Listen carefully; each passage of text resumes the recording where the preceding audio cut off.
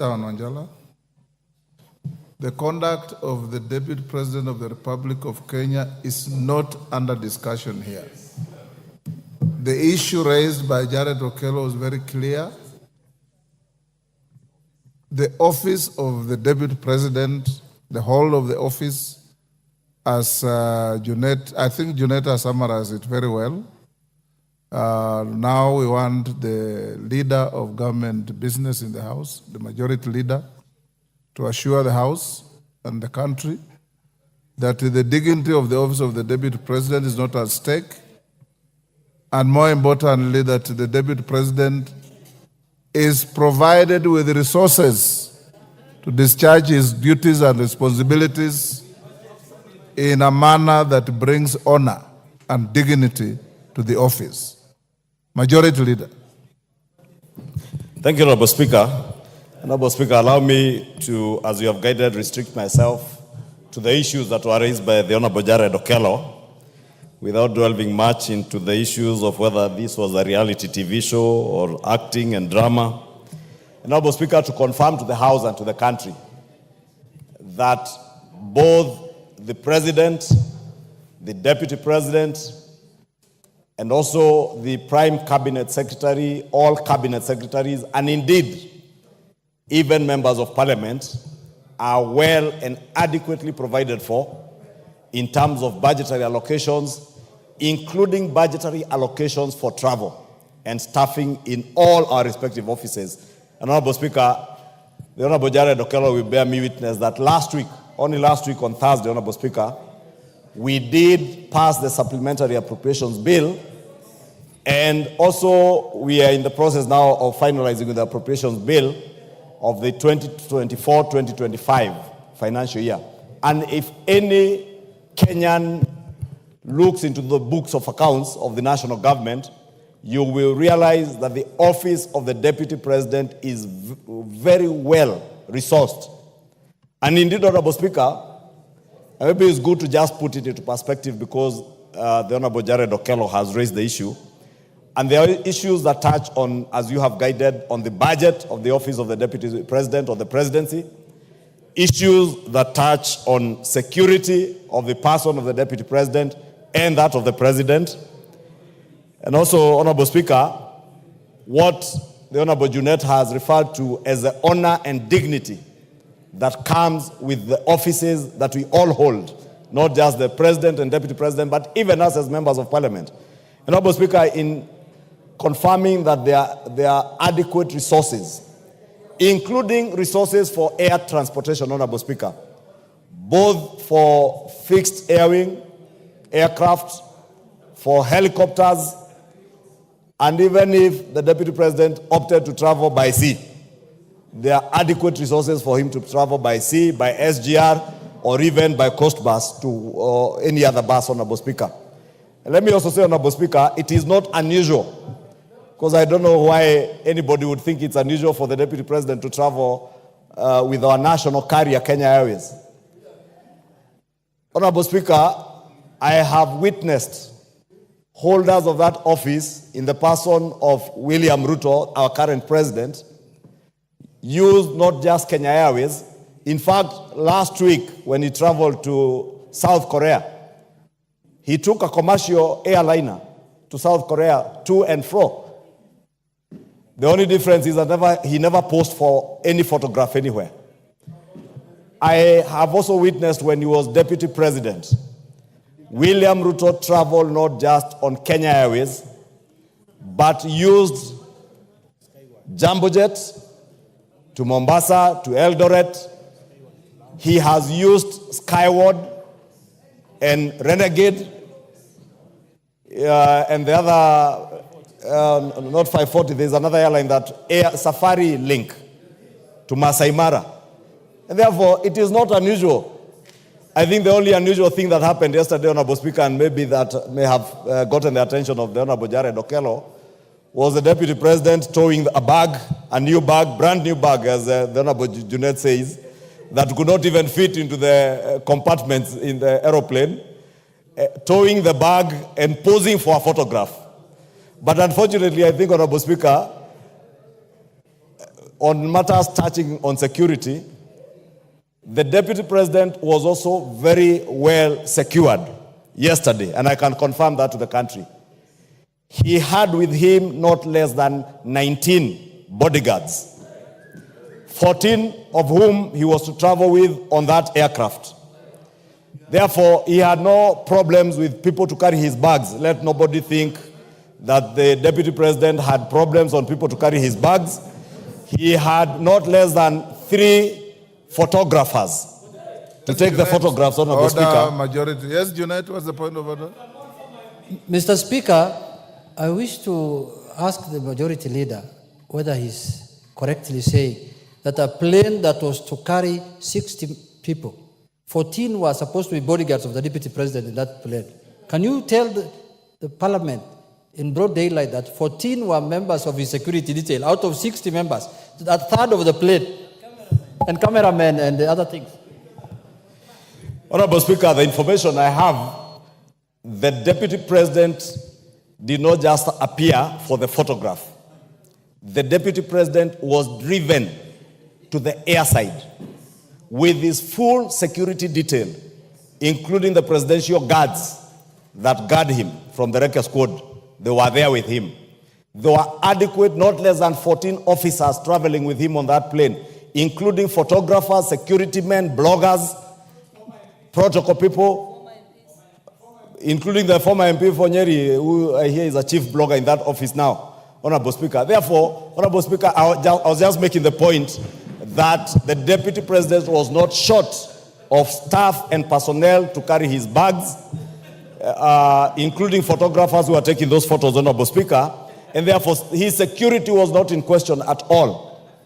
True, Honorable Speaker, in terms of the dignity and honor that comes with that office, Honorable Speaker, I think the Deputy President had this flight paid for by the government of Kenya using taxpayers' money. And to give his office the honor and dignity, those who are keen observers did observe he was seated on seat 1A of that flight. The chief blogger in his office, the former member for Nyeri, was seated on seat 2A. That's in the business class, Honorable Speaker. And others, including his security officers, I think 2 are seated in the business class with him, and many others were seated in the economic compartment. And therefore, let me assure the country that the Deputy President within that flight was very safe. There is nothing unusual in him taking commercial flights.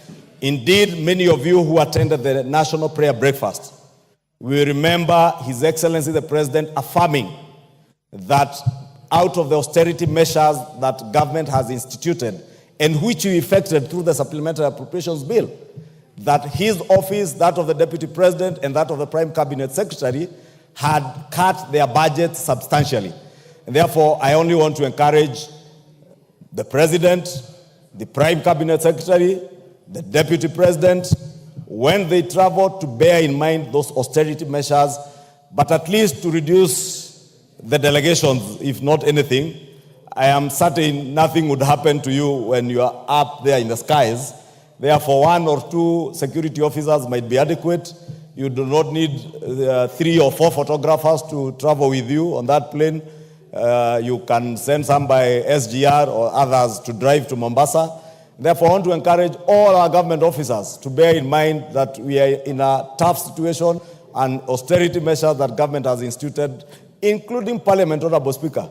I was pleasantly surprised the other day when I saw members of Parliament carpooling to travel to Naivasha because they thought it was easier to hold their meeting where they were holding and carpool. And Honorable Speaker, this should be the spirit, Honorable Speaker. But also, Honorable Speaker, more importantly, because I have seen these questions being raised, especially by bloggers, is the Deputy President entitled to use of military aircraft? Honorable Speaker, I did engage the Cabinet Secretary for Defense, and indeed I have asked, Honorable Speaker, so that we may put this matter to rest, I will be writing to the Cabinet Secretary for Defense to appear before this House in plenary that only the President and the First Lady, the President as Commander-in-Chief, since we don't have a Deputy Commander-in-Chief, has access to military aircraft. The Deputy President has a police aircraft designated for his use, which currently is under maintenance, and the Cabinet Secretary tells me in the next few weeks they will have finalized with its maintenance, because it is not just a police aircraft that is maintained by government, but whenever the Deputy President is flying that aircraft for his safety and security, bearing in mind the office he holds, is usually flown and operated by Kenya Air Force pilots and servicemen, Honorable Speaker, so that we can assure the Deputy President's safety, assure the country of the Deputy President's safety.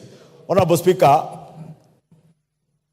when the Kenya Kwanza government took over, I am also informed, Honorable Speaker, our defense forces would occasionally allow senior government officers to use their aircrafts at times on request.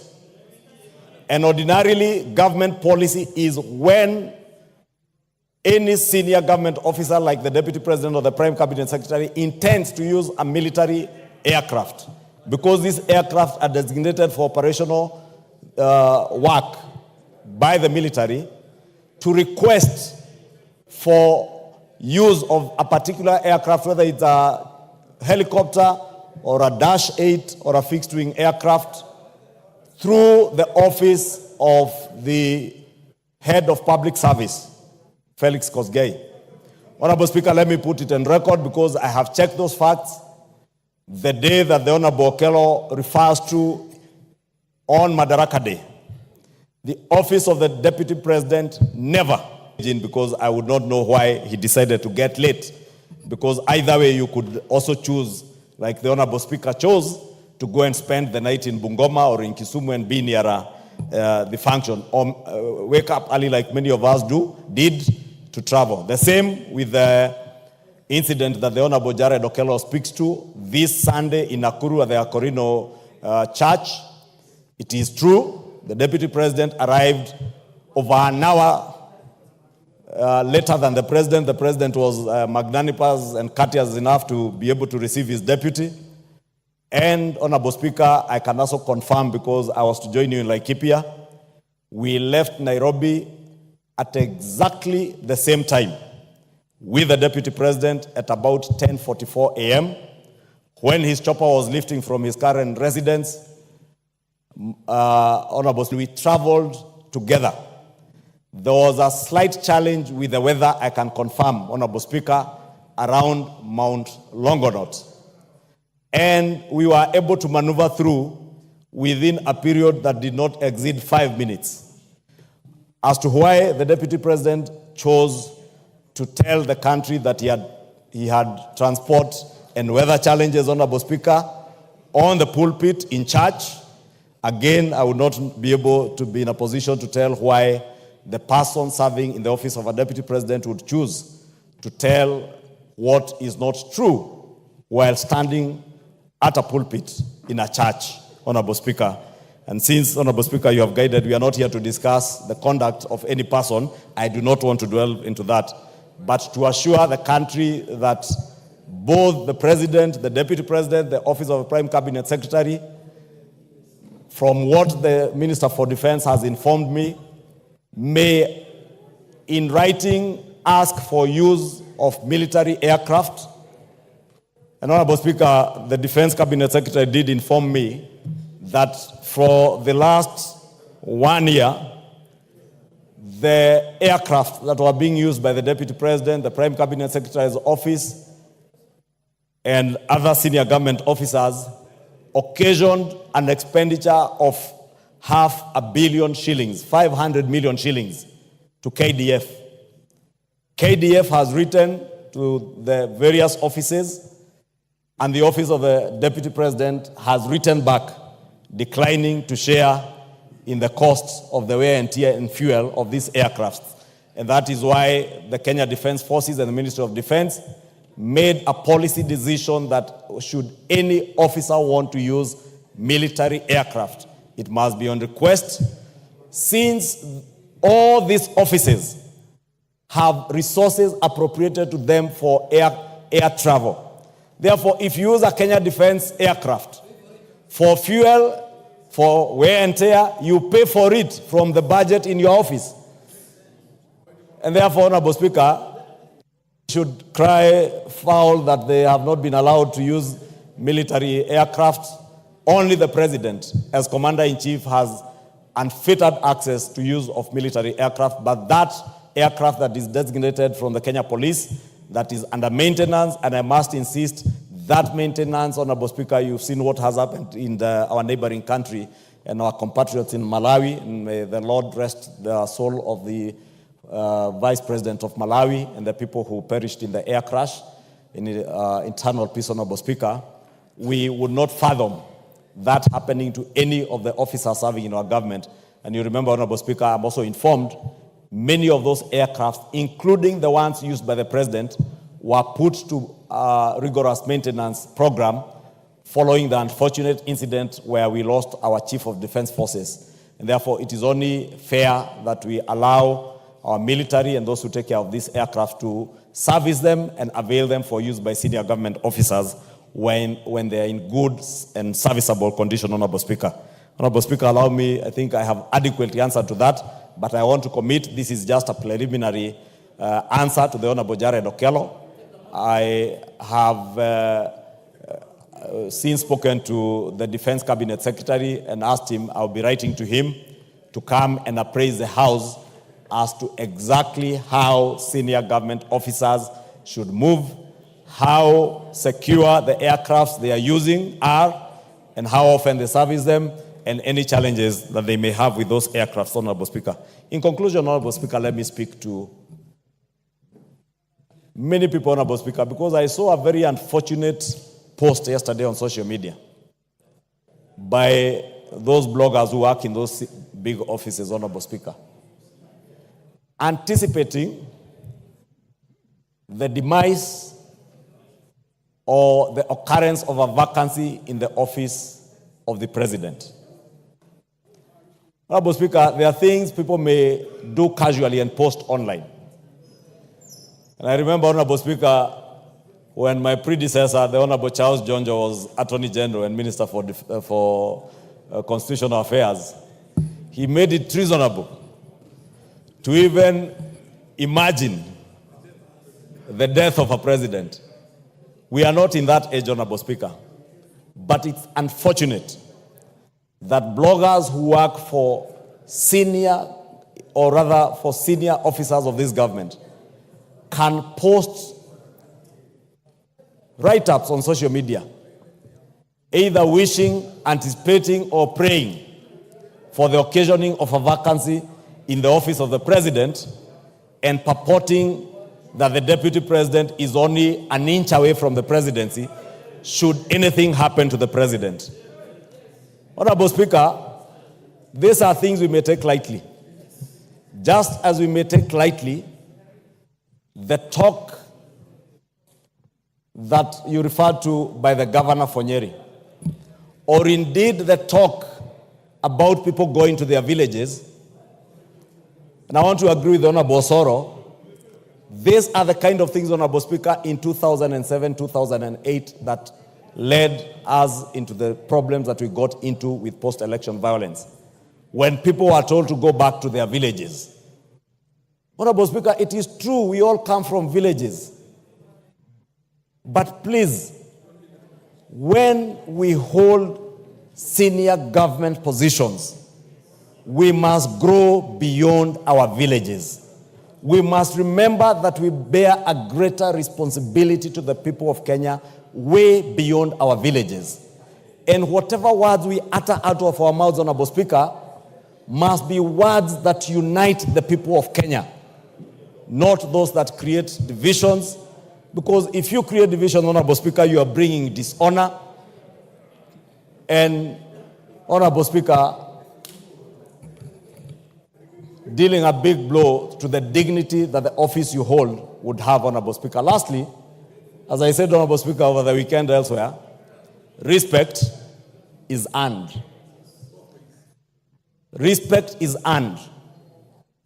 Honorable Speaker, there are members of parliament here who have suffered.